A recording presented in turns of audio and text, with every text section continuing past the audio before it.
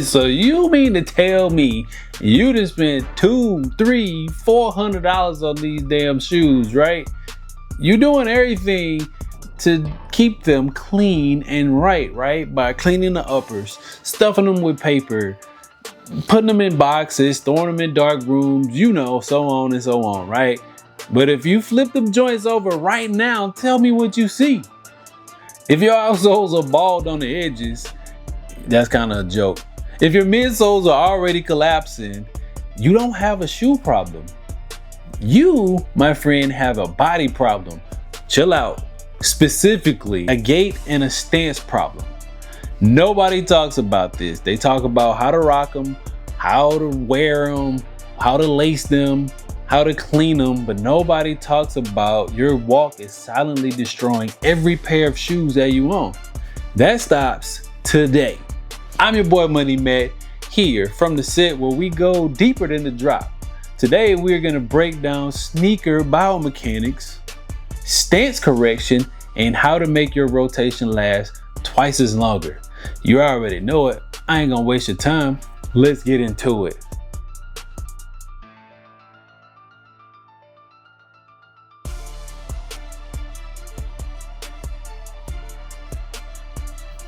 Now let's start with some real numbers, because numbers speak volumes.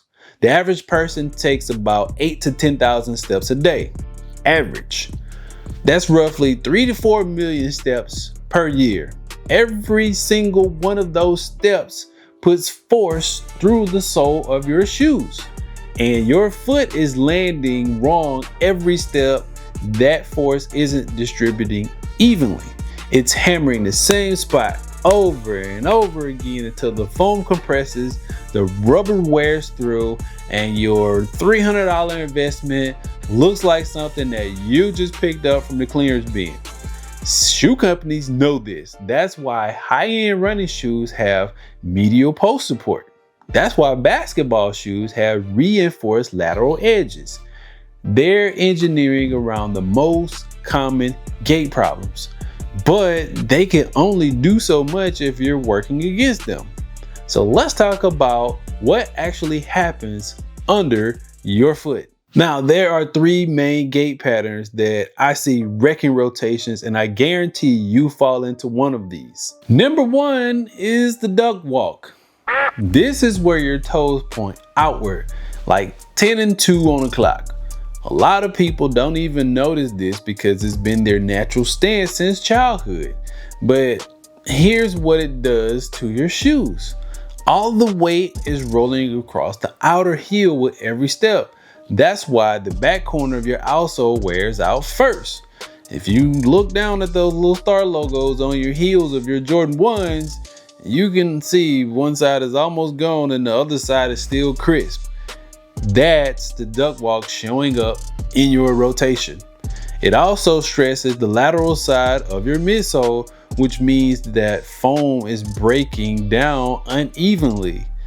One side compresses faster than the other, and once that happens, the shoe is done.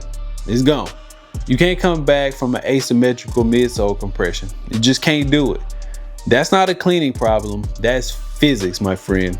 Number 2, pigeon toes. This used to be a thing, a joke back in the day when you see someone who was pigeon toed. This is the opposite of the prior. Your toes point inward. Your knees have a tendency to cave towards each other, and it rolls the inner edge of your shoe with every step. This is brutal on Air Force Ones and Dunks because those shoes have a relatively flat, wide outsole, and when you're rolling inward, that puts stress on the inner edge of the upper as well, which over time the shoe warps, the upper starts to lean, that toe box creases crazily weird, and the inner edge of your outsole looks like someone took a belt sander to it and just made that shit smooth as hell. Now, number 3, over-pronation. This is where your arch collapses inward during your stride. Your foot rolls inwards as you push off, and your ankle follows. This is extremely common and is one of the leading reasons why basketball sneakers and running sneakers break down prematurely. If you have a pair of Kobe's, or LeBron's or any other performance basketball shoe, and the inner midsole is already crushed less than a year, over-pronation is probably the culprit to that. These shoes are built for performance, but they're not built to compensate for an undercorrected arch collapse over 1 million steps a year. Now, we've identified the stance and gait issues that most people have. So, how do we fix those, Money Matt? Funny you should ask. Let's get to the floor and I'll show you guys exercises that can help you improve your stance and your gait and extend the life of those sneakers. Let's go.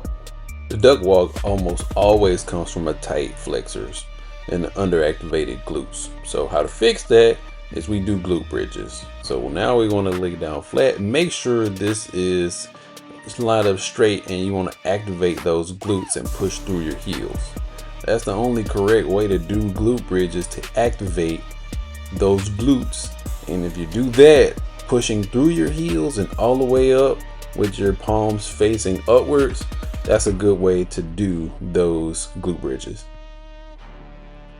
Pigeon toes usually means your outer hip rotators, your glute medius, and your piriformis are weak. Clamshells target those exact muscles. Lie on your side with your knees bent, with your feet together, keep your feet stacked, and lift the top knee as high as you can without rotating your hips. And then you lower it slowly. 3 sets of 20 on each side. Within a few weeks, you'll notice a natural stance starting to straighten out, and your inner soles will thank you. Now the fix for over-pronation is to simply just throw down a towel. And what we're gonna do is do some towel scrunches. And from here, it's just exactly what it sounds like. You take a towel and you take your toes and you scrunch them. You scrunch the towel as much as you can, and you repeat that because you want to build the intrinsic muscle of your foot so that arch doesn't fall. It's a simple exercise. You can do this while you're just sitting around. And another easy one to do is where you just really stand on one foot. You put all your weight on that foot and you kind of scrunch your foot up like this a little bit. And you stand there on one foot as long as you can without letting your arch touch the ground. And what that's going to do is build up those muscles and so that arch doesn't fall. And that will fix the over-pronation. Now let's talk about some sneakerhead maintenance hacks, because you can correct your gait and you can apply smart maintenance habits at the same time. This first one it's kind of easy actually. Every time you put on a fresh pair of shoes, try this. It's called the tripod foot check. And I say tripod because there's 3 points. You feel your big toe mound, your pinky toe mound, and your heel. That is the triangle of your foundation. If your weight is missing from any one of those points, your gait is already off. It's not the shoe. Hack number 2 is to rotate your rotation, which should not be hard for us sneakerheads who have hundreds of pairs of shoes. But if you've heard this already, there's real science behind it, as in one of our videos. Midsole foam, especially EVA and boost compounds, need time to decompress after being compressed. That process takes roughly 24 to 48 hours. If you're wearing the same pair every day, the foam never really recovers and then it starts compressing prematurely. A 3 pair to maybe 4 pair rotation will literally extend the life of those shoes by months, even years. And that's not marketing, that's just physics. Now, hack number 3, insoles are really underrated. If you're an over-pronator or a heavy duck walker, a quality aftermarket insole could bridge the gap while you are correcting your gait. Brands like Superfeet and Curex makes sport-specific insoles that provide the medial arch support and realignment that forces you through the shoe. Drop $20 to $30 on these good insoles for your most worn pair of shoes and watch how differently the outsole wears itself over the next 6 months. Now, hack number 4 is a simple one, the mirror test. Once a week, on a full length mirror, walk. Watch your knees, watch your toes, and are your knees tracking straight over the second toe? Or are you caving inward? Are you pointing forward? Are your feet running away from each other? This is the cheapest diagnostic tool that you can have. But here's the bottom line. You can spend every weekend cleaning your sneakers. You can do that. Using the right solution, the right brush, the right storage method, and still trash a pair in under a year if you're walking wrong. The foundation of any good rotation isn't the shoe. It's the foot that's inside the shoe. Fix your stance, build your arch, rotate those pairs, and your heat will last the way it was meant to. Flip your shoes over quite oftenly. Check them out. Drop a comment down below and let me know which one of these are you. Are you a duck walker, pigeon toed, over-pronation? Let me know what steps you are using to correct those now that you know. That's all I got for you in this video today, man. I'm your boy Money Matt. I'm gonna go do something important the rest of my day, like go check my gait and make sure that I'm walking straight too. So y'all catch you guys in the next one. I'm gonna go walk in the mirror and see what we got. Peace.